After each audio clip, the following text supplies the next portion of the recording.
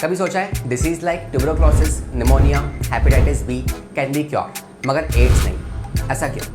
When I say a person is suffering from HIV infection, तो क्या मैं ये भी कह सकता हूँ कि उस पर्सन को एड्स हो रखा है? कि ये दोनों चीज़ें सेम होती हैं? बात करने वाले हैं इन सभी चीज़ों के बारे में आज के सेशन में। So I welcome you to the series called NEET on go. तो आज के इस मुलाकात में हम लोग एड्स के बारे में वो सारी बातें करने वाले हैं जो कि NEET exam point of view से इंपॉर्टेंट है। तो स्वागत है आपका।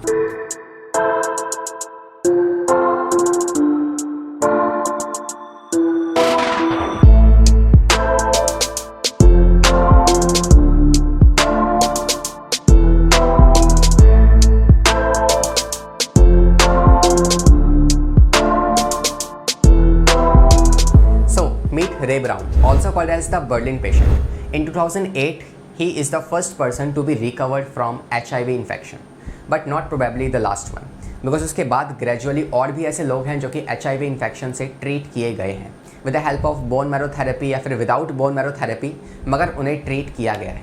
तो इस infection को treat करना इतना मुश्किल क्यों है? क्या इस समय हम लोग भी इस infection से घिरे हुए हैं? इसके बारे में हम बात करने वाले हैं, मगर उससे पहले मैं आपको बता दूं कि हम इस एड्स के टॉपिक को किस तरीके से पढ़ने वाले हैं। तो जैसे कि मैं बार बार नाम ले रहा हूं एड्स और HIV, तो in the first section we will discuss about the AIDS कि ये एड्स होता क्या है। Next we will make the list of HIV, जिसमें हम बात करने वाले हैं HIV की स्टेजेस कौन कौन सी होती हैं, लाइफ साइकिल क्या है, उसका स्ट्रक्चर क्या होता है, तो इसके बारे में हम जानेंगे। फिर आएंगे हम अपने थर्ड सेक्शन पे, जो कि इम्पॉर्टेंट तो नहीं है एग्जाम पॉइंट ऑफ व्यू से, मगर हाँ उसे समझना पड़ेगा, है ना, जिसमें हम बात करने वाले हैं कुछ प्रिवेंशंस के बारे में, सिम्टम्स के बारे में, ट्रांसमिशन ऑफ एड्स के बारे में। हम बात करेंगे कुछ ऐसी NGO के बारे में जो कि लोगों को जागरूक कर रही है एड्स के regarding. We will see some of the diagnostic test और एड्स डे कब होता है। तो ये कुछ सेक्शन हम लिस्ट बनाएंगे, वो होगा आपका सेक्शन नंबर 3। तो इस तरीके से हम इस टॉपिक को पढ़ने वाले हैं। तो आइए फिर शुरुआत करते हैं। तो देखो, पहले हम समझते हैं कि एड्स होता क्या है, पहले उसके बारे में बात कर लेते हैं फटाफट से, ठीक है। तो अगर मैं आपको एड्स के बारे में बताऊं तो सी, हमारे पास ना कुछ इम्यूनो डेफिशिएंसी डिसीज़ होती है ना। ये एक अगेन टॉपिक है डिसीज़ का, जिसमें हम बात करेंगे जिसमें आपका जो इम्यून सिस्टम है वो सप्रेस हो जाता है ना। The virus is going to suppress your immune system. Secondly if I talk about, तो ये एक ऐसी कैटेगरी है जिसमें आपकी कुछ डिसीज़ आती है, जैसे कि SID, SCID, है ना, या फिर आपकी एड्स, जिसे आप स्लिम डिसीज़ भी कहते हो, ठीक है। तो ये आपकी दूसरी है, जिसमें आप बात करोगे एक्वायर्ड इम्यूनोडेफिशिएंसी सिंड्रोम के बारे में, ठीक है। तो ये आपकी कुछ इम्यूनोडेफिशिएंसी डिसीज़ है, और पहले हम समझेंगे इस एड्स के बारे में कि बेसिकली ये एड्स होता क्या है। तो आइए बात करते हैं कि एड्स क्या है और इसके बारे में हम क्या बातें जान सकते हैं। तो पहले तो आपको इसकी डेफिनेशन पता होनी चाहिए, which is acquired immunodeficiency syndrome. इसके नाम से आइए इसका मतलब निकालते हैं। पहला वर्ड जो आप यहाँ पे देख पा रहे हैं वो है एक्वायर्ड। क्या होता है एक्वायर्ड का मतलब? इसका मतलब यह है कि एक ऐसी डिसीज़ है जिसको आपने एक्वायर्ड किया है अपने लाइफ साइकिल में। ये आपको आपके पेरेंट्स से नहीं मिली है। It's not a congenital disease, it is an acquired disease, मतलब आप उसे एक्वायर करते हो, ठीक है। तो इसका वायरस जो है वो आपको लाइफ साइकिल में अफेक्ट कर सकता है। Next if I talk about the immunodeficiency, ये दोनों एक ही वर्ड है, ठीक है। इम्यूनोडेफिशिएंसी, इसका मतलब है कि इसमें दो चीज़ें होने वाली हैं, इसमें दो चीज़ें होंगी, इम्यूनो डेफिशिएंसी। तो इसमें एक तो आपका जो इम्यून सिस्टम है that is going to be suppressed, आपका इम्यून सिस्टम सप्रेस हो जाएगा, और दूसरा आपकी जो बॉडी है वो ओपन हो जाएगी, किसके लिए?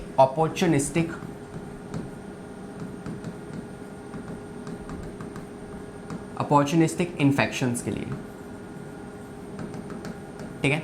ये दो बातों का आपको ध्यान रखना है कि इस एड्स में जो वर्ड आ रहा है आपका इम्यूनोडेफिशिएंसी, तो इसमें होने क्या वाला है, इसमें एक तो आपका इम्यून सिस्टम डेफिशिएंट मतलब सप्रेस हो जाएगा, और दूसरा आपकी बॉडी जो है वो अपॉर्चुनिटिक इन्फेक्शन से ओपन हो जाएगी। कोई भी नॉर्मल तुच्छा सा वायरस भी, है ना, या कोई एक नॉर्मल फीवर हो गया, है ना, आपके नॉर्मल निमोनिया, ये वाले जो आपके बैक्टीरियाज हैं ये भी आपको डेथ के कारण बन सकते हैं। तो इसमें इम्यून सिस्टम डिप्रेस हो जाएगा। Next, syndrome. Why do we call this particular disease as a syndrome? क्या कारण है इसका? देखो कुछ और हमारे पास भी सिंड्रोम्स होते हैं, है ना। सिंड्रोम्स का मतलब क्या है? Group of disease, group of disease मतलब इसमें आपको कोई एक डिसीज़ नहीं होने वाली, आपको इसमें बहुत सारी डिसीज़ हो जाएंगी। तो ऐसा नहीं है कि HIV की वायरस की वजह से, मतलब जो भी आपको एड्स हुआ है ना, मतलब किसी पर्सन को अगर एड्स हुआ है, आपको क्यों होगा, है ना। तो एड्स जिसको हुआ है उसकी वजह से उस बंदे की डेथ नहीं होने वाली, बल्कि आसपास की जो और छोटे छोटे इन्फेक्शंस है, whether it can be a bacterial infection, viral infection या फिर कोई फंगस इन्फेक्शन, तो काफ़ी सारे इन्फेक्शन उसको एक साथ हो जाएंगे, तो उसको ग्रुप ऑफ डिसीज़ होंगे, मतलब बहुत सारे सिम्टम्स आएंगे। बुखार के सिम्टम्स भी आएंगे उसको, निमोनिया के सिम्टम्स भी आएंगे, ट्यूबरक्लोसिस के सिम्टम्स भी आएंगे, फंगस भी होगा उसको, तो ग्रुप ऑफ डिसीज़ उसको एक साथ हो जाएगी। That is why we call this as a syndrome. तो आई थिंक इस एड्स का मतलब क्या होता है ये आप समझे होगे, है ना। एक्वायर्ड इम्यूनो डेफिशिएंसी सिंड्रोम, इसी को आप स्लिम डिसीज़ भी कहते हो, स्लिम डिसीज़, ठीक है। Next if I talk about the causative agent, तो कौन है जो आपको एड्स, जो किसी को एड्स कॉज कर सकता है, वो है HIV, which is nothing but human immuno deficiency virus, ठीक है।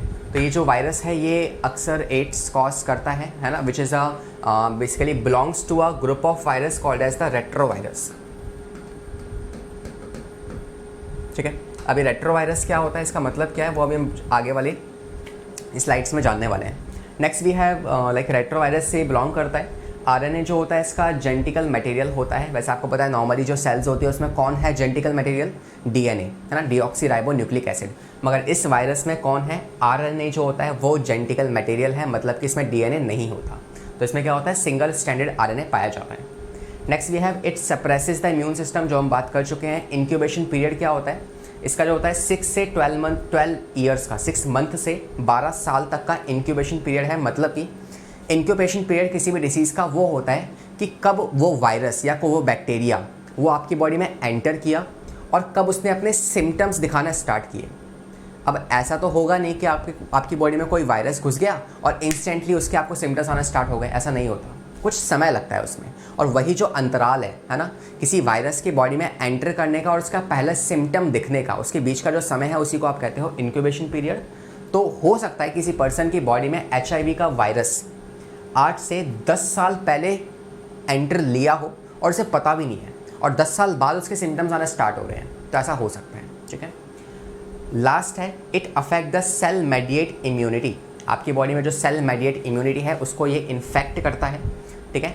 ऐसे सेल्स जिनके पास CD4 रिसेप्टर्स हैं उन सेल्स को ये डिस्ट्रॉय कर देता है। मतलब कि आपको बताएं कि आपकी बॉडी में जो भी इम्यूनिटी है ना, उस इम्यूनिटी में तो आपकी जो सेल मेडिएट इम्यूनिटी है उस वाली इम्यूनिटी को ये डिस्ट्रॉय कर देगा। और ये एक ऐसी इम्यूनिटी है जो कि आपको किसी भी पैथोजन या किसी भी बाहर के फॉरेन पार्टिकल से फाइट करने में हेल्प करती है। और अगर को वो फाइट ही नहीं कर पाएगी तो फिर आपकी बॉडी में कोई बचाव है ही नहीं, और जब बचाव ही नहीं है तो कोई भी आके आपको डिस्ट्रॉय कर देगा ना। That is what the scene is, ठीक है। तो आई थिंक एड्स के बारे में कुछ बातें आप जान चुके होंगे, है ना। और मैं आपको बता दूं कि ये जो एड्स का वायरस है ये आया कहाँ से, तो it is being descended from the apps and monkeys. तो वहाँ से ये पहली बार जो है इन यू नो मंकीज़ से जो है ये जो वायरस है ये ह्यूमंस के अंदर फैला था, ठीक है। ऐसे ही होता है कि लाइक यू नो कुछ जानवर वगैरह जो होता है ना, जब उसे कटिंग की जाती है उनकी, या फिर आप देखते होंगे कि बेसिकली जहाँ पे चिकन वगैरह मिलता है वहाँ पे लाइक यू नो किसी भी हैन को, मुर्गों को एक के ऊपर फिर उसके नीचे दूसरा ऐसे रखा होता है, तो उनके फ्लूइड्स जो होते हैं वो आपस में मिक्स हो रहे होते हैं, और इसी से होती है क्या, म्यूटेशंस। और म्यूटेशंस की वजह से कुछ वायरस जो हैं वो जन्म लेते हैं। तो ऐसे ही कुछ हुआ था कि लाइक बहुत साल पहले अफ्रीका में कुछ लोग जो हैं वो शिकार के लिए गए होंगे, उन्होंने किसी लाइक यू नो चिंपैंजी को पकड़ा होगा, और उसके बाद क्या कि जब उन्होंने उसे काटा या फिर कुछ किया होगा तो उस केस में ह्यूमन का और उस चिंपैंजी का ब्लड आपस में मिक्स हो गया, और वहाँ से जो है ये वायरस जो है वो चिंपैंजी से ह्यूमन्स के अंदर डिसेंड हुआ था, ठीक है। That is what you have to remember about, ये बात आपको याद रखनी है, ठीक है।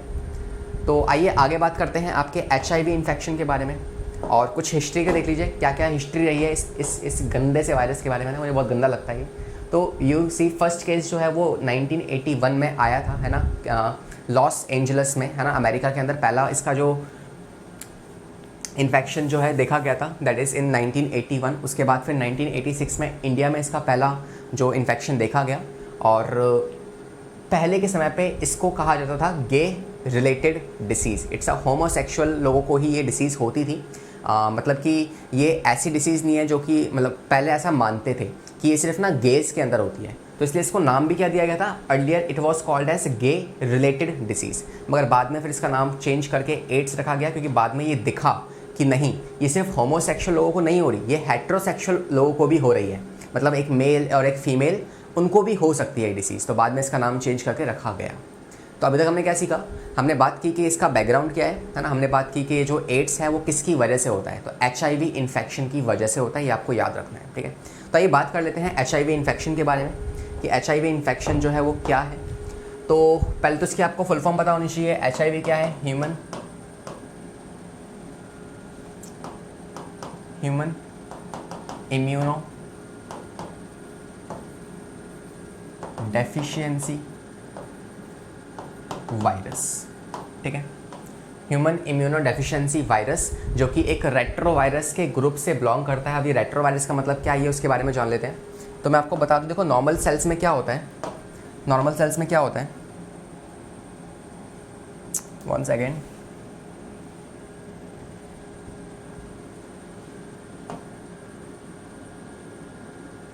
ठीक है। नॉर्मल सेल्स में क्या होता है कि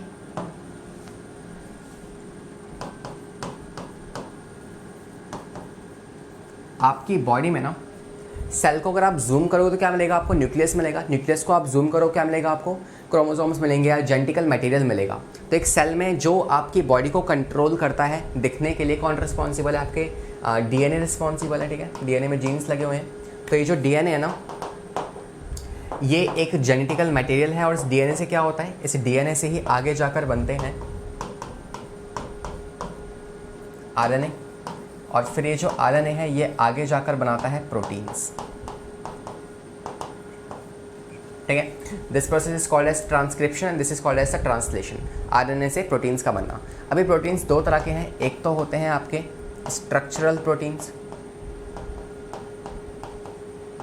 जिसकी वजह से लाइक आपके जो हेयर्स हैं वो कैराटीन प्रोटीन से बने हैं, आपके नेल्स प्रोटीन से बने हैं। तो ये स्ट्रक्चर प्रोटीन है जो कि आपकी बॉडी को एक स्ट्रक्चर प्रोवाइड करते हैं। Second one what you have, second you have that is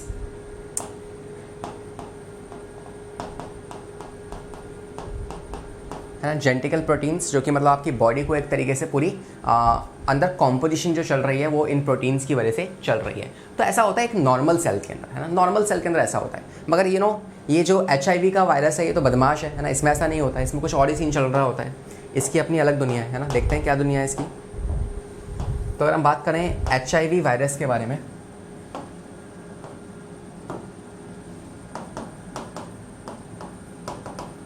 देखो हम समझ रहे हैं कि HIV वायरस को रेट्रोवायरस क्यों कहते हैं, वो रेट्रोवायरस के ग्रुप से क्यों बिलोंग करता है। बिकॉज समझो कि रेट्रोवायरस में ऐसा स्पेशल क्या होता है, याद रखना कि प्रोटीन से RNA तो कभी नहीं बनेगा, नेवर, ऐसा कभी नहीं होता, ठीक है।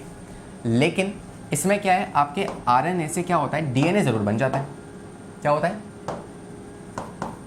RNA से DNA बनता है, ठीक है। और किसकी मदद से, यहाँ पे एक एंजाइम का रोल आता है, एंड उस एंजाइम का जो नाम है वो है रिवर्स ट्रांसक्रिप्टेज, रिवर्स ट्रांसक्रिप्टेज। और ये जो एंजाइम है ये बेसिकली ये जो वायरस है ना ये खुद ही लेके चलता है अपने अंदर, अपनी बॉडी के ऊपर ये वाला वायरस, ये जो एंजाइम है इसको खुद लेके चलता है। और ये करता क्या है, ये RNA को DNA में चेंज करता है, और फिर इस DNA से क्या बनते हैं, DNA से आगे जाकर फिर ये वापस से कन्वर्ट होते हैं RNA के अंदर। कुछ होते हैं आपके मैसेंजर RNA, ठीक है, कुछ होते हैं मैसेंजर RNA और कुछ होते हैं आपके इंट्रिंसिक RNA, मतलब कुछ और RNAs में ही कन्वर्ट होता है इस तरीके से। और फिर आप पाएंगे कि ये जो mRNA है ना, ये और ये वापस से मिलके कुछ इसका DNA या फिर इसका जेनेटिकल मटेरियल बनाएंगे, है ना, नॉट DNA, RNA की फॉर्मेशन करेंगे, और फिर यही जो है ये आगे जाकर कुछ छोटे छोटे वायरस के पार्टिकल्स में कन्वर्ट हो जाएंगे, ठीक है, वायरल पार्टिकल्स ठीक है। That is what you have to remember कि इसमें हो क्या रहा है, इसमें उल्टा हो रहा है। Can you imagine that retro, retro मतलब क्या होता है, retro we use the word, पहले ज़माने की जो मूवीज़ थी उसे कहते थे आप रेट्रो, रेट्रो सिनेमा, है ना। तो ऐसे यहाँ पे एक रिवर्स गियर लग रहा है, मतलब इसमें क्या हो रहा है कि यहाँ पे उल्टा हो रहा है, डीएनए से आरएनए होता है लेकिन यहाँ पे आरएनए से डीएनए चल रहा है। इसलिए इस वाले पर्टिकुलर वायरस को आप कहते हो कि it belongs to a group of virus called retro virus.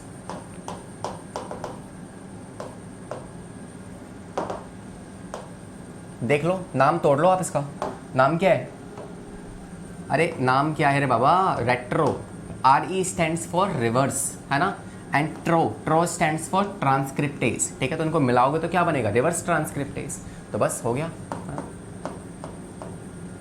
Reverse का RE और ट्रांसक्रिप्टेज का TRA ले लो, है ना, बन गया, ठीक है। तो आई थिंक इसके बारे में आपको ये बात समझ में आ गई होगी। एंड अगर हम आगे बात करें तो प्राइमरी होस्ट कौन है इसका, तो याद रखना कि ये जो HIV वायरस है ना, यहाँ लिखते हैं, ये जो आपका HIV वायरस है ये कौन सी सेल्स को आपकी बॉडी में अफेक्ट करता है, तो इस यूजुअली अफेक्ट उन वाली सेलों को जिनके पास CD4 पॉजिटिव रिसेप्टर्स पाए जाते हैं। ये सिर्फ उन सेल को अफेक्ट करता है। अब ये वाले रिसेप्टर्स कौन कौन सी सेल्स के पास हैं, तो बच्चा ये प्रेजेंट है आपकी कुछ मैक्रोफेजेस के पास या मोनोसाइट, है ना, और वो स्पेशल वाली मोनोसाइट जो कि आपके टिश्यूज़ के अंदर पाई जाती है ना, उन्हें आप कहते हो मैक्रोफेजेस। तो ये मैक्रोफेजेस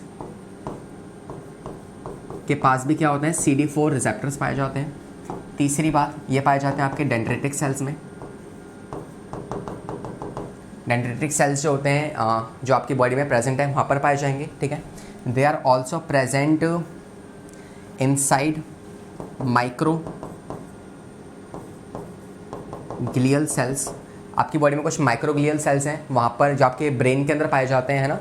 तो जो आपका ब्रेन है उसके अंदर पाए जाते हैं माइक्रोग्लियल सेल्स। इनके पास भी क्या होता है, CD4 रिसेप्टर्स पाए जाते हैं, तो ये उनको भी अफेक्ट कर सकता है, ठीक है। आपकी बॉडी में जो T हेल्पर सेल है, this is very important, T helper sales हैं, उनके पास भी क्या होते हैं, CD4 रिसेप्टर्स हैं, तो ये इन सभी सेल्स को अफेक्ट कर सकता है आपकी बॉडी के अंदर, ठीक है। तो इंपॉर्टेंट हमें याद कर रखना है, एक तो आपको याद रखना है मैक्रोफेजेस के बारे में कि मैक्रोफेजेस जो होते हैं इसे आप कहते हो फैक्ट्री ऑफ HIV। क्यों कहते हैं अभी समझेंगे। तो फैक्ट्री ऑफ HIV, और दूसरा आपको याद रखना है कि प्राइमरी होस्ट कौन है इसका, तो वो है T helper cells. That is what you have to remember, ठीक है। तो आप देखते हैं यहाँ पे मैंने लिखा भी है कि HIV जो है उसका हेल्पर T सेल्स जो है वो इसके प्राइमरी होस्ट होता है, ठीक है।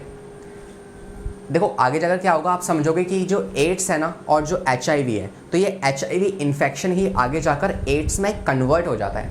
कैसे कन्वर्ट होता है, जैसे जैसे बॉडी में ये हेल्पर T सेल्स में जाएगा उन्हें डिस्ट्रॉय कर देगा, मार देगा, और जैसे जैसे आपकी बॉडी में हेल्पर T सेल्स का काउंट कम होता जाएगा, तो करती क्या है हेल्पर T सेल्स, ये जो है ये helper T cells they are the cytokine group से बिलोंग करती हैं, और ये आपके आसपास की सेल्स को ना इन्फो देती है कि भाई कोई वायरस आ गया है, अपने आप को बचा लो। तो ये लोगों को ना जागरूक करती है, मतलब बाकी सेल्स को बताती है कि हाँ भाई वायरस आ गया है, और इट्स अ इसके पास मेमोरी भी है कि ये याद रख पाती है कि हाँ भाई यही वाला वायरस आया है। तो मतलब आपकी बॉडी में ये डिफेंस सिस्टम की तरह काम करती है, और यही अगर डिस्ट्रॉय हो गया तो कुछ बचा ही नहीं बॉडी में, है ना, कुछ बचा ही नहीं बॉडी में फिर तो। At first an individual will produce the more helper T cells. जैसे आपकी बॉडी में HIV का वायरस आएगा तो आपकी बॉडी क्या करेगी, ज़्यादा T हेल्पर सेल्स बनाएगी ताकि आपकी बॉडी खुद को प्रोटेक्ट कर सके। मगर उसके बाद क्या होगा, ये हेल्पर T सेल्स का जो काउंट है ये कम होता होता होता होता बहुत कम हो जाएगा, बिकॉज इस केस में HIV वायरस जो है वो डोमिनेट कर जाता है, वो जीतता है हमारी बॉडी में, ठीक है। After the patient becomes susceptible to the opportunistic infections. Opportunistic infections क्या होते हैं, नॉर्मल आपके आसपास जितने भी बैक्टीरियल, वायरल, है ना, आपके प्रोटोजोअन, फंगस, जितने भी इन्फेक्शंस हैं उससे आपकी बॉडी जो है ईजिली अफेक्ट हो जाएगी। HIV के दो टाइप्स होते हैं, एक टाइप जो होता है वो होता है टाइप फर्स्ट, एक होता है आपका टाइप सेकेंड। टाइप फर्स्ट जो है ये मोर विरुलेंट है ना, और दूसरी बात जो टाइप फर्स्ट है बेसिकली ये इंडिया, एशिया के कौन से, इंडिया के अंदर है ना, आपके अमेरिका के अंदर, तो इन सब जगहों पर ये ज़्यादा फैला हुआ है। कौन सा, फर्स्ट टाइप। बात करें सेकंड की तो ये लेस विरुलेंट है, लेस विरुलेंट है, और ये जो है ये अफ्रीका के अंदर ज़्यादा पाया जाता है, ठीक है। तो ये कुछ बातें आपको याद रखनी है इस HIV इन्फेक्शन के बारे में। आई थिंक ये बातें आपको समझ में आ गई होंगी। अच्छा, एक और बात मैं आपको बता दूं कि ये जो पर्टिकुलर वायरस है, we can say that HIV जो कि एक वायरस है, HIV is descended from SIV virus from या ऑफ एप्स एंड मंकीज। ठीक है, तो SIV क्या है? Simian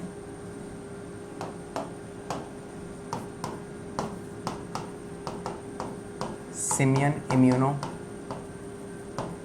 deficiency virus. ये जो वायरस है ये पाया जाता है कुछ एप्स और मंकीज़ के अंदर, और वहीं से जब फर्स्ट टाइम ब्लड की मिक्सिंग हुई थी तो उस टाइम पर ये जो है इसी से ये ट्रांजिट हुआ HIV में, और फिर ये जो है ये बॉडी ह्यूमंस के अंदर फैल गया था। तो इस बात को भी आप ध्यान रखिएगा। बाकी ये 2 टाइप्स हैं किसके? HIV के, और ये आपकी बॉडी में CD4 रिसेप्टर्स वाली सेल को अफेक्ट करता है, सेल मेडिएट इम्यूनिटी को ये अफेक्ट करेगा। This is what the important point about this. तो ये चीज़ अगर आप याद रख पाएंगे तो this is more than sufficient about the HIV। तो इससे पहले हमने बात कर ली आपके एड्स के बारे में, सारी बातें हो चुकी हैं, है ना, कि एड्स जो है ये आपका immuno deficiency syndrome, this is the definition full form. HIV से होता है, इम्यून सिस्टम अफेक्ट होगा, इंक्यूबेशन पीरियड कितना है ये आपको याद रखना है। सेकेंड, अगर हमसे बात करूँ तो मैंने आपको सिखाया है HIV इन्फेक्शन के बारे में, तो you can see about HIV infection also. ठीक है, तो I think this things are clear to you. And now अब हम बात करने वाले हैं इस HIV के बारे में कि ये HIV आपकी बॉडी में कहाँ कहाँ पे सर्वाइव कर सकता है, अफेक्ट किसको करेगा वो आप जानते हो, CD4 पॉजिटिव रिसेप्टर्स वालों को। ठीक है, तो अब हम जानेंगे HIV का स्ट्रक्चर कैसा है, HIV आपकी बॉडी में कहाँ कहाँ पे रह सकता है और इसकी स्टेजेस क्या हैं, कैसे ये आपकी बॉडी को डिस्ट्रॉय करता है। 3 स्टेजेस होती हैं, उसकी हम बात करने वाले हैं। ठीक है, let's first start with the location कि ये कहाँ कहाँ पे पाया जाता है। तो बच्चा ये आपकी बॉडी में जितने भी बॉडी फ्लूइड्स होते हैं ना, whether you talk about saliva, whether you talk about lymph, है ना, सीमेन, या आपका जो सेमाइनल वेसिकल्स होते हैं ना, सेमाइनल वेसिकल्स, ठीक है, मदर के ब्रेस्ट मिल्क में,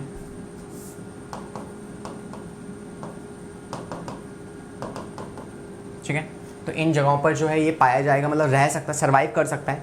और दूसरा क्या है, बॉडी के सिक्रीशंस में भी, जैसे कि आपके टीयर्स होते हैं, जहाँ पे लाइसोजाइम नाम का एंजाइम होता है ना, वहाँ पर ही सर्वाइव कर जाता है ना।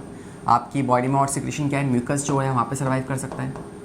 ठीक है, आपकी बॉडी के अंदर, अच्छा, ब्लड में भी सर्वाइव कर सकता है ये। ठीक है, तो ये कुछ इसकी लोकेशंस है जहाँ पे सर्वाइव कर जाएगा। वेजाइनल फ्लूइड में भी करेगा,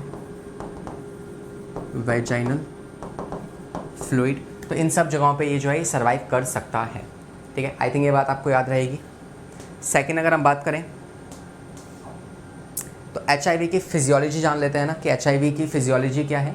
और इससे पहले हमने बात की कि कहाँ कहाँ पे सर्वाइव करेगा, किसको अफेक्ट करेगा, वो भी हम जान चुके हैं क्या वो भी हमने पढ़ लिया किसको इफेक्ट करेगा। तो it is going to affect your CD4 positive receptors वाली सेल को ये इन्फेक्ट करने वाला है। जैसे कि इसमें आपकी आ जाएंगी कौन कौन, मेन जो आपको याद रखना है, एक तो है macrophages which are nothing but HIV factory, और दूसरी कौन है, दूसरी है आपकी T हेल्पर सेल। ठीक है, तो आई थिंक बात आपको समझ में आ चुकी होगी। नेक्स्ट हम बात कर रहे हैं HIV की फिजियोलॉजी क्या है, मतलब ये दिखता कैसा है, इसका फंक्शनिंग क्या है, इसकी लाइफ स्टेजेस क्या है। बात करते हैं फटाफट से, है ना, ज़्यादा टाइम नहीं लगाएंगे हम इसमें। आप देख सकते हैं कि ये इतना हाइला है ना, इतना डरावना सा जो आपको वायरस दिख रहा है, ये क्या है, यही है आपका HIV वायरस। तो इसको देख के आप फालतू में डर जाओगे ना, तो पहले एक काम करते हैं, पहले हम एक सिंपल सा स्ट्रक्चर देखते हैं किसका, इस HIV का सिंपल स्ट्रक्चर क्या होता है। तो यहाँ से हम शुरुआत करते हैं। तो बात करते हैं कि कैसा स्ट्रक्चर होता है आपके HIV का। तो अगर हम इसके स्ट्रक्चर की बात करें तो सबसे पहले हमें इसकी बाहर की तरफ इस तरीके से एक लेयर देखने को मिलेगी, है ना, एक इस तरीके से हमें इसकी बाहर की तरफ एक लेयर मिलेगी, और इसके ऊपर जो है this is a phospholipid bilayer, जिसके ऊपर आपको कुछ प्रोटीन्स मिलेंगे which is called as the glycoproteins. तो एक तो इस तरीके का आपको प्रोटीन मिलेगा, ठीक है, और इसके ऊपर एक कवरिंग का मिलेगा जो कि इस तरीके का होगा, ठीक है, इस तरीके से। सो ये दो आपको इस तरह के स्ट्रक्चर्स मिलेंगे, है ना। ये थोड़ा सा टेढ़ा मेढ़ा बन गया, मैं इसको सीधा बना देता हूँ। तो ये वह जो नीचे वाला आप देख पा रहे हैं, this particular protein it's a GP, है ना, जैसे आप कह रहे हो जीपी विच मीन्स ग्लाइकोप्रोटीन, और ये जो है ये आपका ग्लाइकोप्रोटीन 41 है। ऊपर वाला जो है ये आपका जीपी 120 है, ठीक है। सो ये दो ग्लाइकोप्रोटीन्स जो है अवेलेबल प्रेजेंट है किस पे, इस HIV वायरस की बॉडी के ऊपर, और ये आपकी इसमें हर जगह पर प्रेजेंट होंगे। तो फटाफट से बना लें एक बार।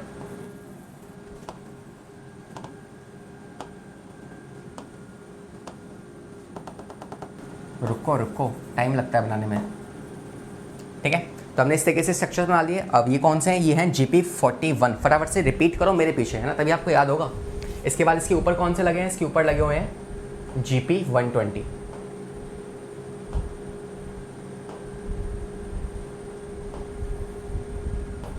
ठीक है। अब देखो यही वाले जो हैं, मतलब लाइक किसी भी, ये जो वायरस है जब ये किसी सेल के साथ जाके अटैच होगा, तो यही जो ऊपर वाले हैं ना GP120, यही जाकर उस दूसरे वाले सेल के रिसेप्टर्स जो कि CD4 रिसेप्टर्स होंगे उनके साथ जाके जुड़ जाएंगे ये, ठीक है।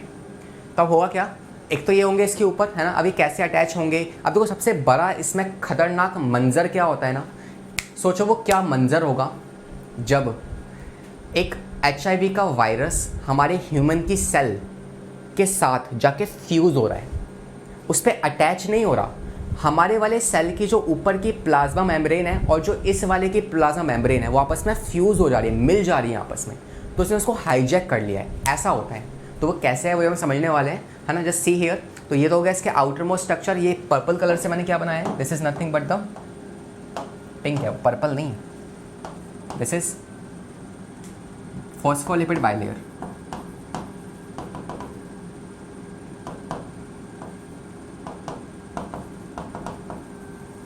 ठीक है, फॉस्फोलिपिड बाइलेयर। और इसके बाद अगर हम बात करें तो इसके अंदर वाले स्ट्रक्चर पे आपको क्या क्या मिलेगा, तो इसके अंदर वाले स्ट्रक्चर में आप जाओगे तो एक तो आपको मिलेगा मैट्रिक्स, दिस इज मैट्रिक्स, है ना, जो कि आपका P17 होता है। और इसके अंदर आप जाओगे तो आपको मिलेगा कैप्सिड,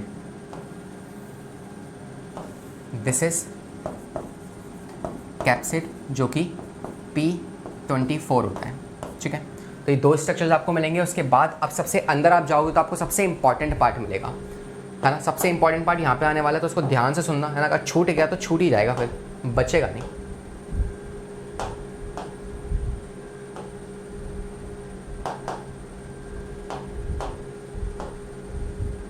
देखो ये जो इसके अंदर वाला पार्ट ना, यहाँ पे ये होगा इसका genetical material, this is genetical material. और इसी जेनेटिकल मटेरियल में क्या मिलेगा आपको, यहाँ पर पाए जाएंगे इसके दो RNAs, है ना।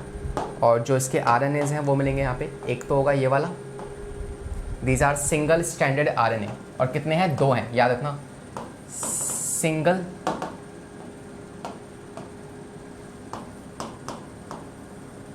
स्ट्रैंडेड RNA, और कितने हैं, दो हैं, ठीक है। और दूसरा यहीं पे पाए जाएंगे कुछ एंजाइम्स, जैसे कि आप देख पा रहे हैं ये जो एंजाइम्स हैं, दो एंजाइम्स हैं, और इनका नाम क्या है, the name of these enzymes are reverse transcriptase.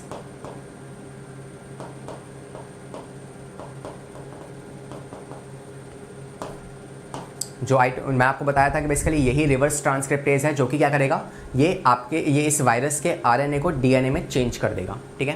तो ये स्ट्रक्चर है। कुछ और यहाँ पे प्रोटीन्स ही पाए जाते हैं, सॉरी एंजाइम्स पाए जाते हैं। कौन कौन से, एक एंजाइम जो है ये वाला है, मान लो इसका नाम होता है इंटीग्रेस,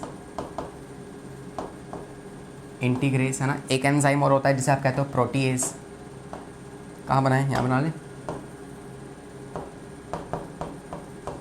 प्रोटीएज, है ना। तो ये भी कुछ एंजाइम्स होते हैं इसके अंदर, और यही है पूरा स्ट्रक्चर किसका, एक HIV का, ठीक है। अब ये जो आपका ये वाला है ना, ये GP41 जो है, पता है इसके ना कुछ ऐसे हाथ भी होते हैं, इट्स लाइक इसने ऐसे बंद कर रखा है और फिर इसके ऐसे हाथ ऐसे खुल जाते हैं, ठीक है। जब ये किसी भी एक सेल से जाके ये अटैच होगा तो उसके जो हाथ होते हैं वो भी आप याद रखना इसके होते हैं, है ना। वो हम समझेंगे क्या काम है उसका, है ना, कैसे वो काम करते हैं, वो आपके सिलेबस में नहीं है ना, बट फिर भी थोड़ा बहुत मैं आपको आइडिया दे दूँगा, ठीक है। चलो, तो अगर ये वाली बात क्लियर है तो हम आगे बढ़ सकते हैं और इसी स्ट्रक्चर को आप देख लीजिए वापस से। We have the outermost layer which is the lipid membrane होती है ना, फॉस्फोलिपिड बाइलेयर की मेम्ब्रेन है। उसके बाद ये जो है ये एक प्रोटीन है ग्लाइकोप्रोटीन, जो कि ऊपर वाला 120 है, जिसे आप डॉकिंग प्रोटीन कहते हो। डॉकिंग मतलब होता है उस पर जाके वो लाइक यू नो सबसे पहले कौन अटैच होगा, तो यही अटैच होता है। It is for the attachment, docking protein GP120। Second है आपका GP41 which is the trans membrane glycoprotein, मतलब कि ये जो है ना ये एक ट्रांस मेम्ब्रेबल है जो कि मेम्ब्रेन के अंदर घुस जाएगा। डॉकिंग जो है अटैच होगा, ट्रांस मेम्ब्रेबल अंदर घुस जाएगा, ठीक है। तो वो कौन सा है, GP41, जो कि आप लंबा सा देख पा रहे हैं, है ना। And here as you can see the outermost blue वाली लेयर कौन सी है, दिस ब्लूइश लेयर दिख रहा है क्या, मैट्रिक्स। और अंदर वाली जो ये येलो कलर से है वो कौन सी है, वो है कैस्पिड। मैट्रिक्स जो है वो आपका P17 है, और जो दूसरी वाली है वो कौन सी है, कैस्पिड, जो कि P24 है, ठीक है। उसके बाद देखो फिर भी है अंदर की तरफ हम आएंगे तो हमें कुछ यहाँ मिलेगा एंजाइम रिवर्स ट्रांसक्रिप्टेज, और ये जो है ये वायरल का RNA है। कितने होते हैं, 2 होते हैं, और कैसा होता है, सिंगल स्ट्रैंडेड RNA, जो मैं आपको ऑलरेडी बात बता चुका हूँ, ठीक है। और याद रखना कि इस पर्टिकुलर वायरस को आप एनवेलप्ड वायरस कहते हो, बिकॉज इसके ऊपर जो है एनवेलप प्रेजेंट है। तो this particular virus is an enveloped virus, ठीक है। तो आई थिंक ये बात आपको समझ में आ चुकी होगी। एंड अब हम आगे बढ़ सकते हैं, और मैंने आपको बताया था इसमें कुछ एंजाइम्स हैं, तो वो कौन कौन से एंजाइम्स हैं और उनका रोल क्या है, आइए उसकी बात कर लेते हैं। तो पहला जो एंजाइम है इसके अंदर, this is particular enzyme is called as reverse transcriptase.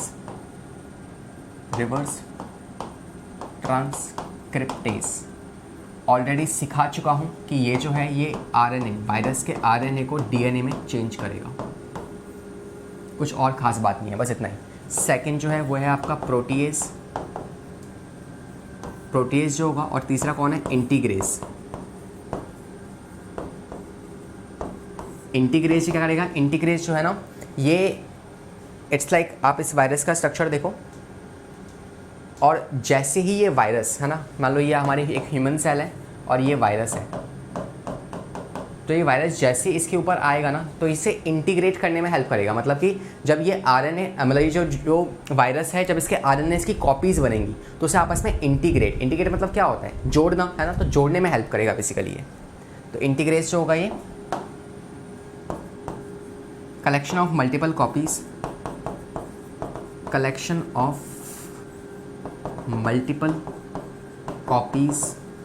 Of RNA to convert into RNA viral particles। तो उनको RNA वायरल पार्टिकल्स में कन्वर्ट करेगा कौन, इंटीग्रेस। और सबसे लास्ट वाला कौन सा है ना, लास्ट वाला जो है वो होगा आपका, लास्ट वाला जो है प्रोटीएज, जो कि पैकेजिंग करेगा, ये पैकेजिंग में हेल्प करेगा। तो मैं इसको नाम चेंज कर रहा हूँ, ये जो है ये 2 है और ये 3 है, ठीक है। फर्स्ट रिवर्स ट्रांसक्रिप्टेज, जो कि RNA को DNA में चेंज करेगा, ठीक है। सेकंड कौन है, इंटीग्रेस, जो कि फिर DNA पार्टिकल्स जो हैं जो उसके बन जाएंगे, फिर उसको आगे कन्वर्ट करेगा और उससे और वायरल पार्टिकल्स बनाएगा। और फिर उसके बाद मतलब एक तरीके से ना क्या होगा कि जो इसका RNA का छोटा सा पार्टिकल है ना, वो हमारे बॉडी का जो DNA है उसके साथ जुड़ जाएगा। तो इट्स लाइक कि अगर मान लो ये हमारी बॉडी का DNA था, है ना, और फिर ये जो वायरस का जो RNA आया वो हमारे इस बॉडी के साथ जुड़ गया इस तरीके से। तो एक किसने जुड़वाया, this particular job is done by this integrase. किसने किया, इंटीग्रेस ने। और ये तीनों एंजाइम जो है ये वायरस, HIV का वायरस खुद अपने साथ लेके चलता है। तो HIV का जो वायरस है ये अपने साथ लेके चलेगा इन सभी एंजाइम्स को, ठीक है। तो आई थिंक इसमें कोई डाउट नहीं होगा। मैं इसको समराइज़ कर दूँ एक बार, देखो ये मान लो हम ह्यूमंस की सेल है और यहाँ पर आ गया एक वायरस जिस पे इस तरीके से प्रोटीन्स लगे हुए हैं, ग्लाइकोप्रोटीन्स, GP120 ऊपर वाले, GP41 नीचे वाले, ठीक है। जैसे इसने हमारी बॉडी की सेल पे आके अटैक किया तो ये हमारी सेल के ऊपर जो रिसेप्टर्स लगे हैं कौन कौन से, CD4, these are CD4 positive receptors. मान लो कि ये आपकी सेल कौन सी है, मैक्रोफेज, है ना। मान लो कि ये कौन है, मैक्रोफेज। तो ये आपकी सेल है। अब क्या होगा बेसिकली, जब CD4 जाके इसके साथ अटैच होगा तो इस CD4 के साथ कौन अटैच होगा, GP120। तो मान लो ये रेड कलर से क्या था, ये GP120 था, तो यहाँ पे आके इस तरीके से GP120 जो है इससे अटैच हो जाएगा। खुश हो गया, देखो वायरस खुश हो गया, ठीक है, ये इसके साथ जुड़ गया। अब जो इसके अंदर की तरफ है ना, जो लंबी सी डंडी थी विच इज़ GP41, वो जो है वो इस मेम्ब्रेन के अंदर ट्रांजिट करेगी, अंदर घुसने की कोशिश करेगी, ठीक है। लेकिन ये वायरस जो है इतना मासूम भी नहीं है, ये और थोड़ी सी बदमाशी करेगा, है ना, इसको मस्ती चढ़ेगी, थोड़ी सी बदमाशी करेगा। वो बदमाशी क्या होने वाली है कि ये जो वायरस के ये जो GP41 है, GP41 ये अपने हाथों को ना ऐसे खोल लेगा, और जैसे अपने हाथों को ऐसे खोलेगा ना, तो इसके हाथ यहाँ पर जब आए होंगे ना, तो इसके हाथ जैसे ही यहाँ पे आए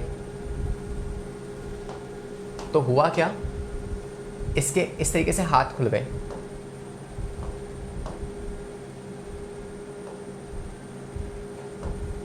और जैसे इसके हाथ खोले तो इसने अपने हाथों को खोल के बाकी जगहों से भी पकड़ लिया, इसने जकड़ लिया इस तरीके से।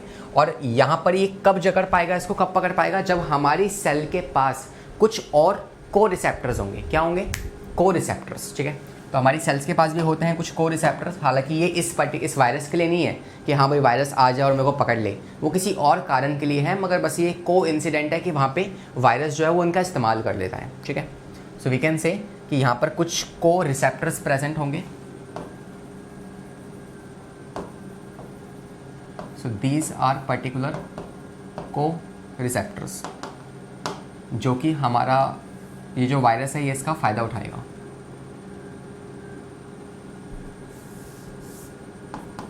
को रिसेप्टर, अगर हम बात करें मैक्रोफेज के बारे में, तो इसके पास को रिसेप्टर होता है विच इज़ CCR4, ठीक है। और जो टी हेल्पर सेल है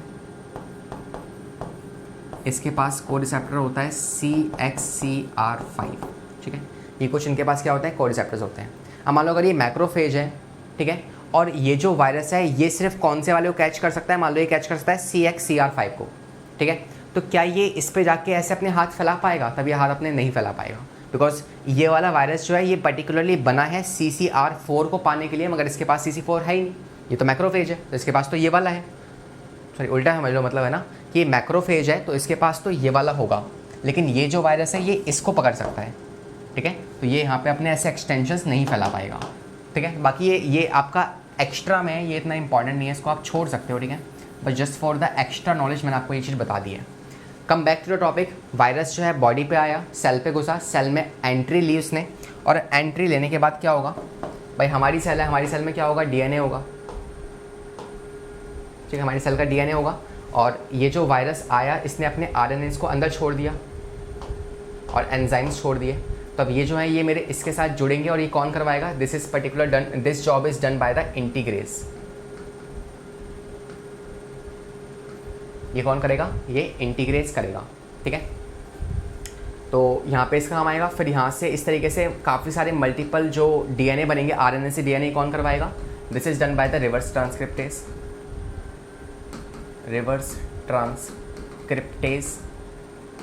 ठीक है, जो हमारे छोटे छोटे इस तरीके से पतले पतले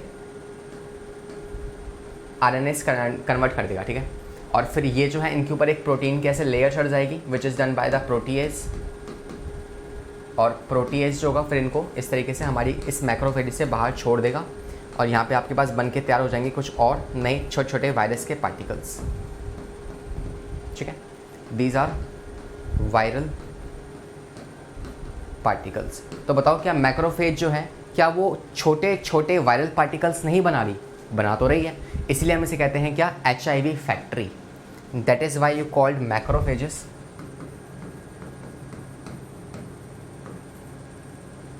एज HIV फैक्ट्री, ठीक है। तो आई थिंक ये बात आपको समझ में आ गई है ना, और इतना पार्ट हम कवर अप कर चुके हैं, एक बार रिव्यू मार लीजिए ताकि सब कुछ मैशअप ना हो जाए आपसे, ठीक है। तो ये बात मैंने यहाँ पे लिख भी दी है आपके कि GP120 can interact with the receptor of CD4, भाई वायरस का जो ऊपर वाला कौन सा GP120 वही तो जो है जो आपके सेल के CD4 के साथ अटैच होगा, तो वही बात मैंने यहाँ पे लिखी है। और कौन कौन सी सेल्स हैं जिनके पास CD4 रिसेप्टर्स है, तो मेन है टी हेल्पर सेल्स, मैक्रोफेजेस और डेंड्रिटिक सेल्स। और भी कुछ होती हैं वो मैंने आपको नाम बता दिए हैं। Next you can see here receptor mediate endocytosis कहते हैं इस पर्टिकुलर चीज़ को, कि जब किसी वायरस का ग्लाइकोप्रोटीन जो होता है वो हमारे सेल के रिसेप्टर के साथ जुड़ जाते हैं। So this particular type of process is called as the receptor mediate endocytosis. ठीक है, तो ये वाली बात भी हम जान चुके हैं। एंड इसके बाद आपकी आती है लाइफ साइकिल, और HIV जो होता है वो एड्स में किस तरीके से कन्वर्ट हो जाता है। HIV जो है वो एड्स में कैसे कन्वर्ट होता है, और एक बार अगर ये आपकी बॉडी में घुस गया तो उसका क्या होने वाला है वो मैं आपको सिखा चुका हूँ, देख लो बराबर से। इनसाइड द बॉडी HIV जो है वो बाइंड करेगा किसके, हेल्पर T सेल्स के साथ या फिर मैक्रोफेजेस के साथ, और किसके साथ, पर्टिकुलरली CD4 रिसेप्टर्स के साथ, है ना। इतनी बात समझ में आ गई आपको, ये हम कर चुके हैं, बस मैंने इसको आपके लिए लैंग्वेज में लिख के दे दिया है। ठीक है, कर चुके हैं इसको हम ऑलरेडी, मत बोलना कि सर ये क्या है ना। तो बॉडी में आने के बाद HIV जो है ये बाइंड करेगा आपके हेल्पर T सेल्स या फिर मैक्रोफेजेस के साथ। उसके बाद जो वायरस का RNA है वो DNA में कन्वर्ट होगा, कौन करवाएगा, रिवर्स ट्रांसक्रिप्टेज, रिवर्स ट्रांसक्रिप्टेज। उसके बाद वायरल DNA जो है वो इनकॉर्पोरेट होगा ह्यूमन जीनोम के अंदर, मतलब हमारे DNA के अंदर। जो वायरस का RNA है वो अपने कोड को हमारे DNA के अंदर जाके लिख देगा। ठीक है, और फिर हमारा जो ह्यूमन का DNA है, जो ह्यूमन्स का जीनोम है वो काफ़ी सारी कॉपीज़ बना देगा। भाई हमारी सेल तो डिवाइड करती है ना, तो उसके DNA जो है काफ़ी सारे कॉपीज़ बना देंगे किसके, उस वायरल DNA के। The infected macrophages will act as a HIV factory, मैंने आपको दिखा दिया ऑलरेडी, है ना। और फिर है आपका virus release from the macrophages, जो मैक्रोफेजेस वायरस पार्टिकल्स बना रही है, attach with the helper T cells and causes the reduction, और फिर वही जो छोटे छोटे वायरस के पार्टिकल्स हैं वो हेल्पर T सेल्स को जाके मारना स्टार्ट कर देंगे।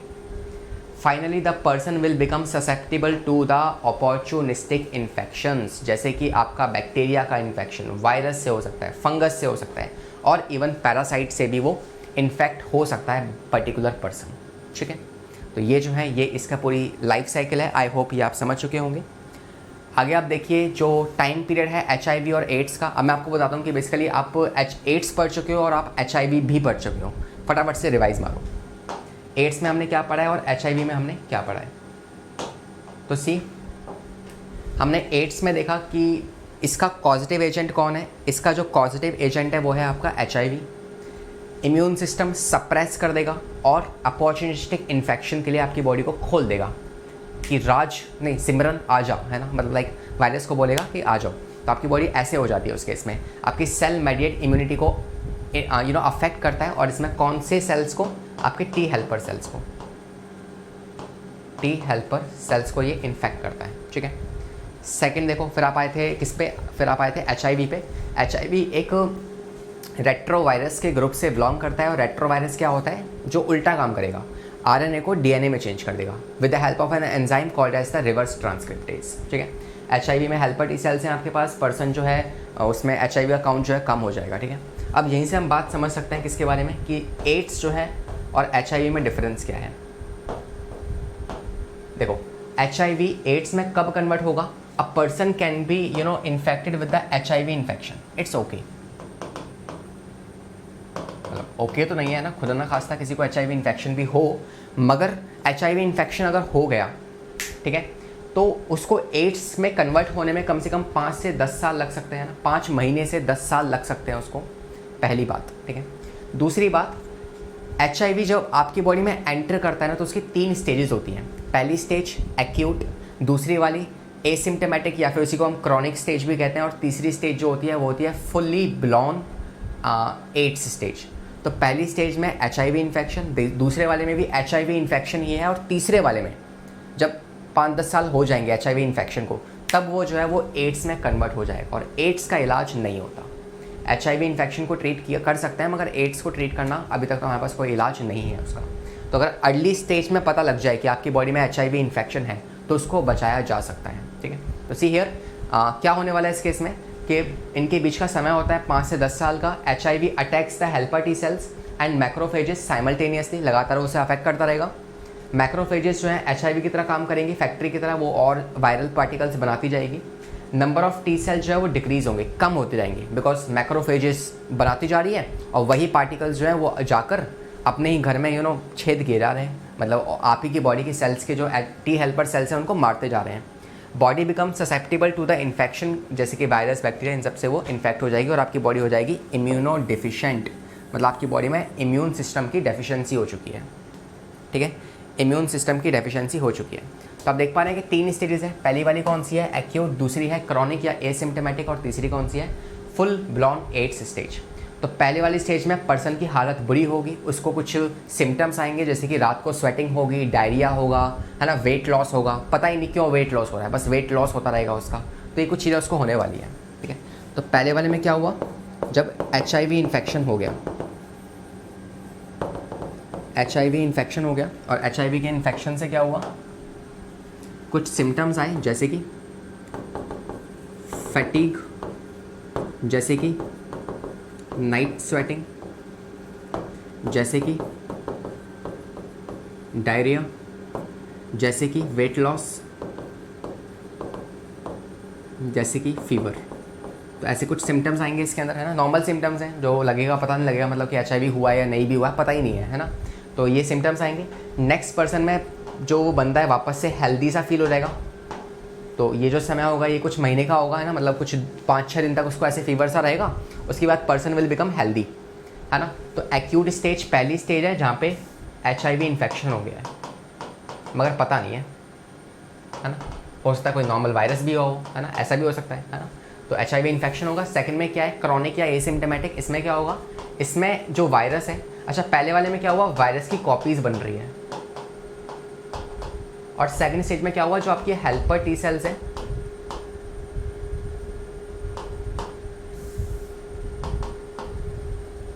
पहले वाली स्टेज में मैक्रोफेजेस ने वायरस की कॉपीज बना दी। किसने? मैक्रोफेजेस ने। और फिर उन्हीं की जो कॉपीज बनी थी, ये कॉपीज ने क्या किया, आपके हेल्पर टी सेल्स को मार डाला। ठीक है, इसने इसको मार दिया और फिर क्या हो गया, आपकी बॉडी में इतनी ज़्यादा कोई डिसीज़ नहीं होंगी, बस आपकी बॉडी में जो टी सेल्स हैं उनका काउंट कम होते जा रहा है, इतना पता है। ठीक है, तो इसमें पर्सन हेल्दी फील करेगा मगर उसका जो टी सेल्स हैं वो कम होते जा रहे हैं। तो इसमें जो होते हैं, इसमें आपके टी सेल्स जो होते हैं ना, हेल्पर टी सेल्स, वो 200 से के बराबर पहुंच जाते हैं पर mm³ ऑफ ब्लड, है ना। ये जो है ये नंबर पहुंच जाता है किसके, हेल्पर टी सेल्स का in the second stage. Third stage जो है वो फुल्ली ब्लॉन एड्स है, जब आपकी बॉडी में 200 हेल्पर टी सेल्स से भी क्या होगा, इस वाले नंबर से भी आपकी हेल्पर टी सेल्स जो हैं वो कम हो जाएंगी इन पर mm³ ऑफ ब्लड। जब इससे भी कम आपके हेल्पर टी सेल्स का काउंट अगर नीचे गिर जाएगा तो उस केस में क्या होगा, आपको एड्स हो जाएगा और the person will be suffering from the AIDS. और इसका कोई क्योर नहीं है, इसका कोई इलाज नहीं है, बिकॉज आपकी बॉडी में बहुत ज़्यादा इम्यून सिस्टम की डेफिशिएंसी हो चुकी है। आप फाइट करने का कोई रास्ता बचा ही नहीं है ना, आपकी बॉडी फाइट ही नहीं कर सकती उस केस में।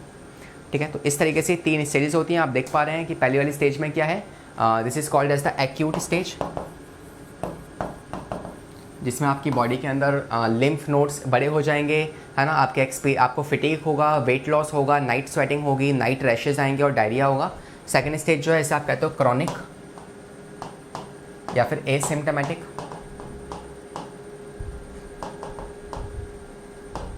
ठीक है, इसमें क्या होगा, 2 से 10 साल हो सकते हैं इसमें। After the HIV destroy enough T cells and causes the immuno deficient. तो इसमें ज़्यादा पता नहीं लगेगा मगर हाँ, आपके टी सेल्स कम होते जा रहे हैं और कितने हो रहे हैं, 200 के अप्रॉक्स पहुंच जा रहे हैं टी हेल्पर सेल्स पर mm³ ऑफ ब्लड। और लास्ट में क्या है, इसमें आपके कुछ आपकी जो टी हेल्पर सेल्स हैं वो 200 से भी क्या हो जाएंगी, कम हो जाएंगी mm³, है ना। और इसमें आपको डिसीज़ होंगी जैसे कि आपका साइटोमेगैलोरिटेनिस, है ना, आपकी हर्पेसिस सिंपल वायरस या फिर कपोसी सार्कोमा जो होती है वो डिसीज़ हो जाएगी, हो सकती है Mycobacterium tuberculosis which will cause the TB, और लास्ट में निमोनिया भी हो सकता है। तो ये कुछ डिसीज़ जो है आपको एंड में हो जाएंगी और at the end when the person is suffering from this disease then there is no cure, कोई क्योर नहीं है इस चीज़ का।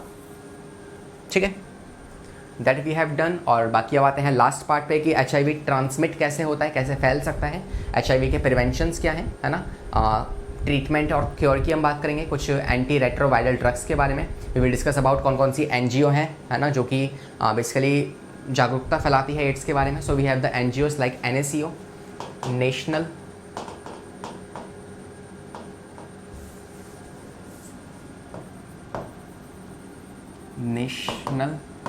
एड्स कंट्रोल ऑर्गेनाइजेशन,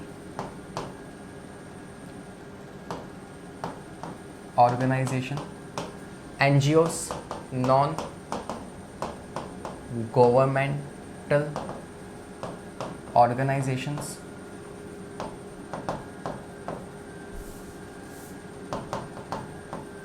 ठीक है, कुछ नॉन गवर्नमेंटल ऑर्गेनाइजेशन है जो कि लोगों को बताती है किसके बारे में, एड्स के बारे में। नाको के बारे में याद रखना, नाको क्या है, नेशनल एड्स कंट्रोल ऑर्गेनाइजेशन। तो ये आपको याद रखना है। Second if I told you about the diagnostic test, तो बच्चा एड्स को पहचानने के लिए कुछ टेस्ट किए जाते हैं। पहला जो आपका टेस्ट है वो होता है आपका ELISA. ELISA is the first test जिसमें क्या होता है बेसिकली, इसका नाम है, फुल नेम क्या है, एंजाइम लिंक्ड इम्यूनो सॉर्बेंट एसे,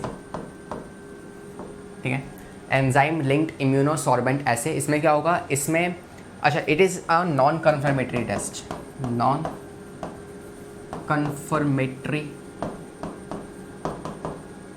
टेस्ट। ये एक नॉन कन्फर्मेटरी टेस्ट है, क्यों है मैं आपको अभी बताऊंगा। दूसरा वाला कौन सा टेस्ट है, वो है आपका PCR पॉलीमरेज चेन रिएक्शन। और जो तीसरा वाला टेस्ट है वो है वेस्टर्न ब्लॉटिंग, वेस्टर्न ब्लॉटिंग। ये भी आपका टेस्ट है और ये दोनों ही टेस्ट कैसे हैं, दोनों के दोनों कन्फर्मेटरी टेस्ट हैं, ठीक है, दीज आर कन्फर्मेटरी टेस्ट, ठीक है। दो चीज़ें हमारे पास, एक तो है एलिसा, PCR और ये 3 टेस्ट हैं, याद रखना इन तीनों के नाम। अब मैं आपको बताता हूँ इसके लिए एलिसा जो है वो एक नॉन कन्फर्मेटरी टेस्ट क्यों है। इसमें होता क्या है, एलिसा में हम करेंगे क्या कि मान लो ये आपकी बॉडी की सेल है, यहाँ पे आ गया HIV वायरस, आपको सिम्टम्स आ रहे हैं, आप गए डॉक्टर के पास भागे भागे, है ना, कि भाई टेस्ट कर दो मेरा। तो यहाँ पे अगर हम एलिसा का टेस्ट करेंगे ना, तो इस केस में एलिसा जो है ना वो आपकी बॉडी में एंटीबॉडीज़ को ढूंढती है। भाई जब भी कोई अगर वायरस, कोई बैक्टीरिया आपकी बॉडी में आता है ना, तो आपकी बॉडी उसके अगेंस्ट क्या बनाती है, एंटीबॉडीज़ बनाती है। तो क्या इस वाली सेल ने, हमारी बॉडी की इस T हेल्पर सेल या मैक्रोफेज सेल ने क्या किया होगा, क्या इसके अगेंस्ट एंटीबॉडीज़ नहीं बनाई होंगी, है ना, इसके अगेंस्ट एंटीबॉडीज़ बनाई होंगी। बट याद रखना कि HIV वायरस के अगेंस्ट एंटीबॉडीज़ बनने में कम से कम 2 से 3 महीने लग जाते हैं। अब मान लो कि भाई HIV वायरस आपकी बॉडी में इन 3 महीनों से पहले ही घुस गया था, मतलब HIV घुसे हुए आपको 3 महीने हो चुके हैं, और 3 महीने बाद अगर आप टेस्ट करवाओगे एलिसा का, तो एंटीबॉडीज़ बन चुकी होंगी और इसकी एंटीबॉडीज़ ये ढूंढ लेगी, और जब एंटीबॉडीज़ ये ढूंढ लेगा तो आपको टेस्ट पॉजिटिव आने वाला है ना। मगर को इन केस मान लो कि आपको थोड़े बहुत सिम्टम्स आना स्टार्ट हुए और आप 3 महीने से पहले ही चले गए और टेस्ट कराया एलिसा, तो एलिसा टेस्ट कैसा आएगा, नेगेटिव आएगा। हालांकि HIV का वायरस आपकी बॉडी में है, मगर फिर भी टेस्ट कैसा आ रहा है, नेगेटिव आ रहा है। That is why we call this as a non confirmatory test, because ये आपकी बॉडी में एंटीबॉडीज़ ढूंढता है। वहीं अगर हम बात करें आपके वेस्टर्न ब्लॉटिंग के बारे में, या फिर अगर हम बात करें PCR के बारे में, तो ये जो होते हैं ये आपकी बॉडी में इस पर्टिकुलर वायरस का RNA ढूंढते हैं। तो भाई अगर हम इसका RNA ढूंढने लगे, तो हमारी बॉडी की सेल में जैसे ही HIV का वायरस आया था, तो उसका RNA तो आपकी बॉडी में फर्स्ट डे पे ही आ चुका है ना, पहले दिन पे आपकी बॉडी में इसका RNA आ चुका है। और जब हम ये टेस्ट करेंगे तो क्या ढूंढेगा, ये RNA ढूंढेगा, और RNA जो है वो तो पहले दिन से प्रेजेंट है, तो इसलिए मतलब आपको पहले दिन से ही पता लग जाएगा कि ये अगर RNA है तो मतलब टेस्ट पॉजिटिव है, अगर RNA नहीं है तो टेस्ट नेगेटिव है। तो मतलब इट्स अ कन्फर्मेटरी टेस्ट, ये बात आपको याद रखनी है। तो ये कुछ टेस्ट की बात हो गई, है ना। और मेन इंपॉर्टेंट थिंग है कि आप HIV को क्योर नहीं कर सकते मगर आप HIV को ट्रीट कर सकते हो। ट्रीट कैसे? कुछ एंटी रेट्रो वायरल ड्रग्स या फिर थेरेपी से, ठीक है, कुछ एंटी रेट्रो वायरल थेरेपी, इनसे आप इन्हें ट्रीट ज़रूर कर सकते हो, ठीक है। ट्रीटमेंट मतलब क्या होता है कि आप उसे दवाइयाँ देते रहो, जब तक वो पर्सन दवाइयाँ खाएगा तब तक वो ठीक रहेगा।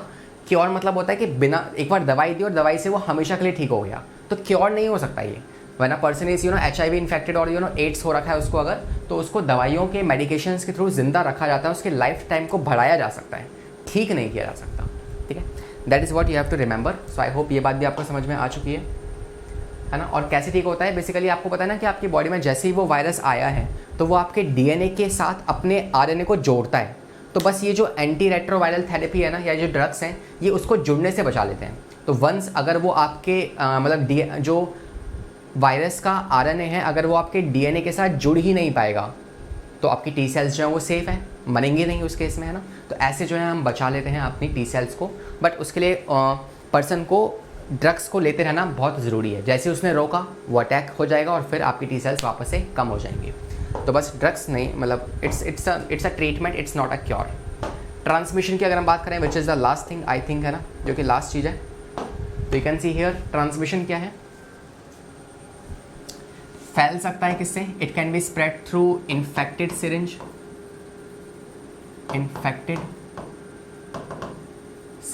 it can also be spread through blood transfusion, infected blood transfusion. It can be spread through unprotected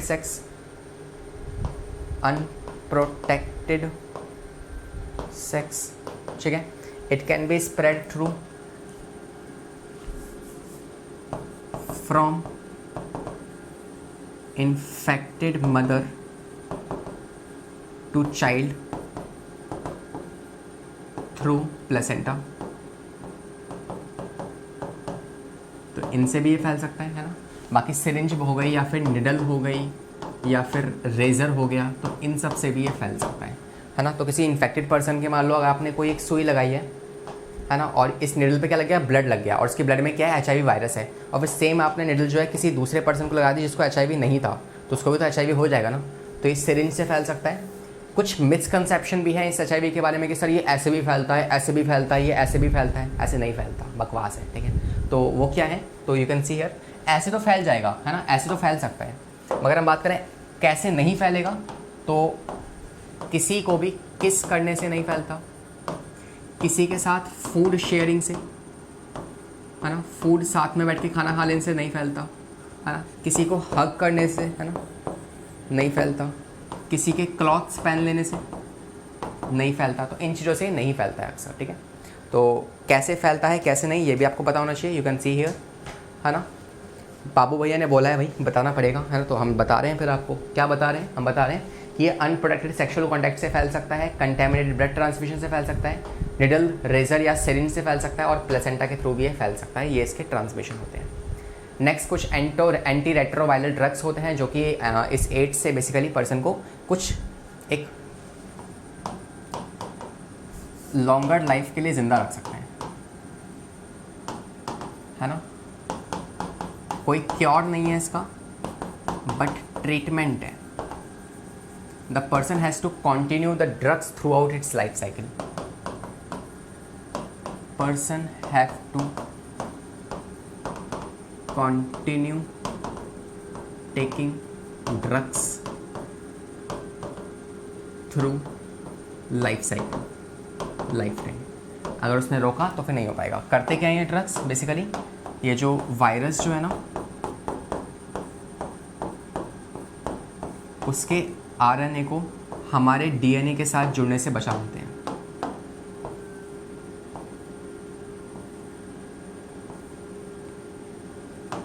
ठीक है, तो ये जो है, ये है वायरल RNA है,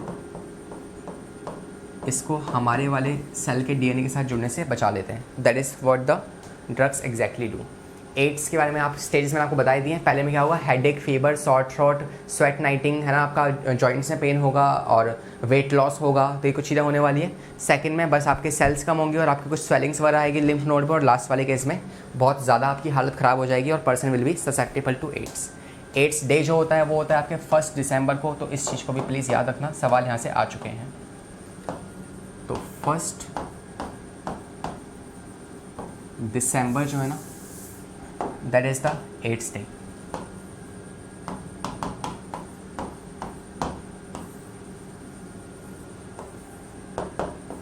ठीक है, तो ये था हमारा आज का लेक्चर। आई होप आपको समझ में आया होगा, है ना। मगर जाना नहीं है ना, अभी हमारे पास कुछ और बचा हुआ है, और वो क्या बचा हुआ है, we are left with some of the questions. Yes, मैं आपको इस सेशन के एंडिंग में कुछ एड्स के ऊपर प्रीवियस ईयर में जितने भी सवाल आए हैं वो आपको कराता हूँ फटाफट से, है ना। तो 10 या 15 सवाल है, फटाफट से निपटा लेंगे। 10 भी नहीं है ना, 10 भी सवाल नहीं है, फटाफट से हो जाएंगे। तो आपने जो भी कुछ पढ़ा है ना, आपको उसका कॉन्फिडेंस आ जाएगा कि हाँ भाई इतना कुछ हमने पढ़ लिया है, तो उसके सवाल भी हमने अटैम्प्ट कर लिए हैं जो कि प्रीवियस ईयर में आ चुके हैं नीट के अंदर। ठीक है, तो फटाफट से देखते हैं ताकि हमारी तैयारी 1% से भी नीचे ना जाए। ठीक है, और अगर कोई पूरा समझ में आया है तो क्वेश्चंस को देख के जाना। अगर आप यहाँ तक बने हुए हो, गाड़ी को रुकने नहीं देना है, आगे बढ़ता ही रहना है उसको, है ना, रोकना नहीं है बिल्कुल भी। फटाफट से अटेम्प्ट करते हैं कुछ क्वेश्चंस को।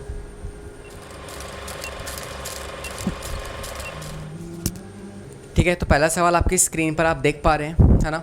First question is which of the following is correct regarding the AIDS causative agent. तो एड्स के पॉजिटिव एजेंट HIV के रिगार्डिंग में से कौन सी वाली बात सही है कि जो HIV का एनवलप होता है वो एक एनवलप वायरस है और उसके पास एक मॉलिक्यूल होता है सिंगल स्ट्रैंडेड RNA का और एक मॉलिक्यूल होता है रिवर्स ट्रांसक्रिप्टेज का। दूसरा जो स्टेटमेंट आप देख पा रहे हैं that is saying that HIV envelope virus है मगर उसके पास 2 सिंगल स्ट्रैंडेड RNA होते हैं और 2 मॉलिक्यूल होते हैं किसके, रिवर्स ट्रांसक्रिप्टेज के।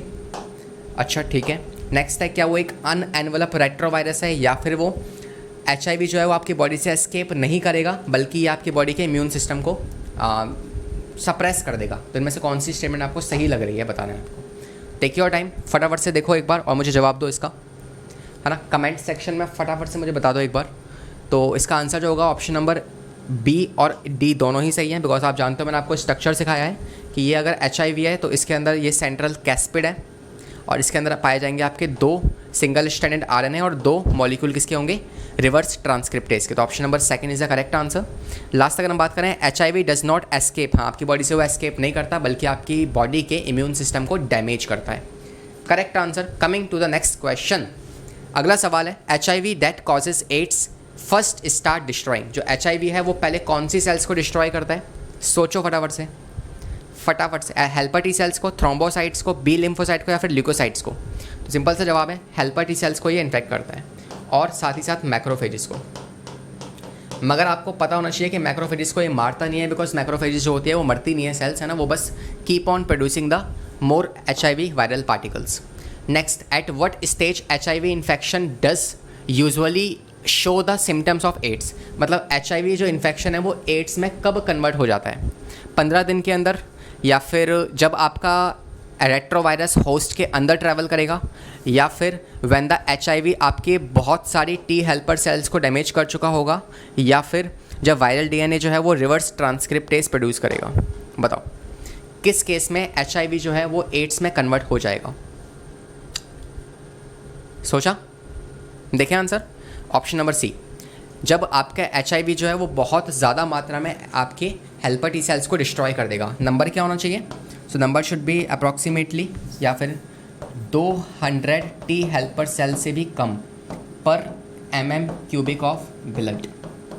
ठीक है, तो इस केस में आपको the person will be susceptible to the AIDS और इसका जो समय होगा वो लगता है कम से कम 6 मंथ से 12 साल, ये जो है ये समय हो सकता है। ठीक है, नेक्स्ट क्वेश्चन देखो भाई,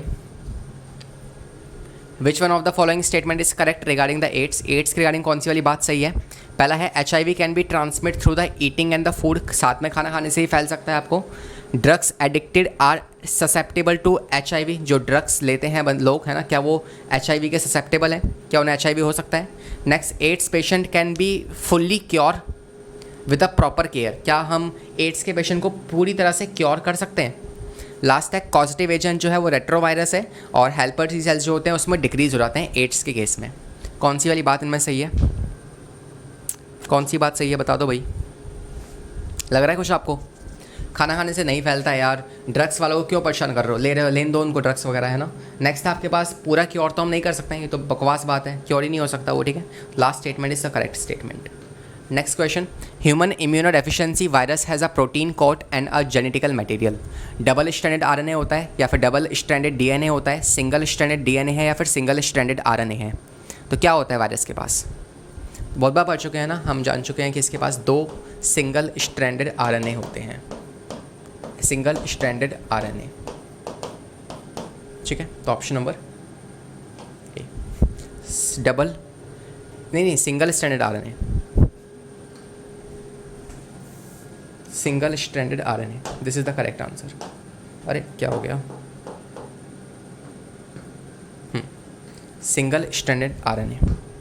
सो ये थे कुछ सवाल जो आपने देखे अभी, है ना, कुछ ज़्यादा नहीं थे, 5-6 सवाल ही थे। कुछ सवाल और जो है वो मैं आपको डीपीपी के फॉर्म में दे दूंगा, है ना। बाकी that was all for our today's class. I hope कि ये टॉपिक आपको समझ में आया होगा। अगर समझ में आया तो यार मिलते हैं हमारे नेक्स्ट लेक्चर में, तब तक के लिए पढ़ाई करते रहें, सेफ रहें, keep learning, keep exploring, bye bye, take care. Ice in my veins, I've been driving this train. Years in this lane, there's no stopping this flame. 'Cause I came to the game and